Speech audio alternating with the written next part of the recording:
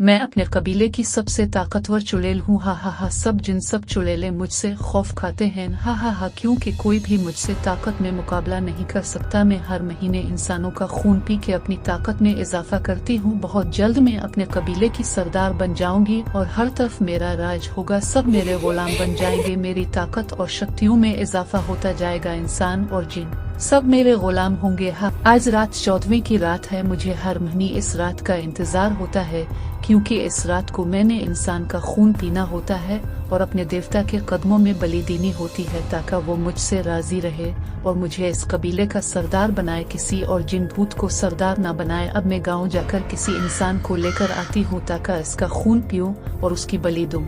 आज तो बड़ी जल्दी मेरा काम हो गया। वो सामने से एक इंसान लड़की आ रही है।